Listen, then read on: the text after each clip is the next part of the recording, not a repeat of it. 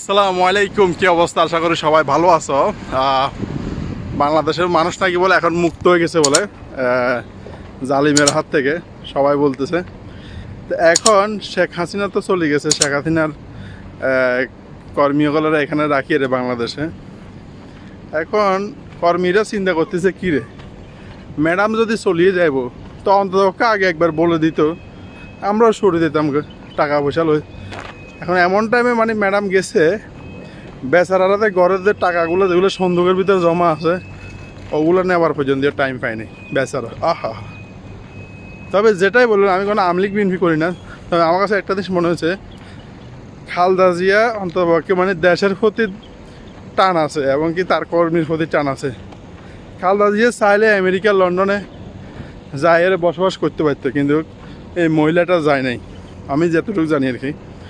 এত বছর জেল খাটের 2 কোটি না কত কোটি টাকার মামলাতে। তো ওই হিসাবে মনে করি খালেদা জিয়ার দেশের প্রতি মানুষের প্রতি টান বোধ আছে, কিন্তু ওই হিসাবে শেখ হাসিনায় মানে এক ধরনের বিপদের ভিতরে নেতাকর্মীদের ফালায় উনি চলে গেছে ওনার ফিট বাঁচাবেলে বলে। তো এখন কালকে একটা ভিডিও দেখলাম, আমাদের এই বাংলাদেশ আওয়ামী লীগের কিছু নেতাকর্মী আপনার এই শপথ নিতেছে যে শেখ হাসিনাকে বঙ্গবন্ধুর কন্যাকে আবার দেশে ফিরিয়ে আনবো। তো আমিও চাই বঙ্গবন্ধুর কন্যারে দেশে ফিরিয়ে আনক। কারণ কি, এটার কারণ একটাই, বঙ্গবন্ধুর কন্যা দেশে যদি আসে, ঠিক আছে, তাহলে মনে করেন না এটার বিচার হবো। যতজন মানুষ মারা গেছে, আজ যার 17-18 বছর ক্ষমতা ছিল, যে মানুষগুলো মারা গেছে, এই মানুষগুলো তো বিচারের দরকার।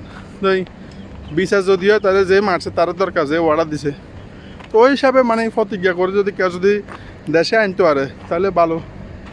দেশের জনগণের ছাত্ররা তো আছেই ফিডার লেগে আর কি। তো ঠিক আছে, তো ভালো থাকিও, সুস্থ থাকিও দেশের মানুষ। আল্লাহ হাফেজ, সালামু আলাইকুম।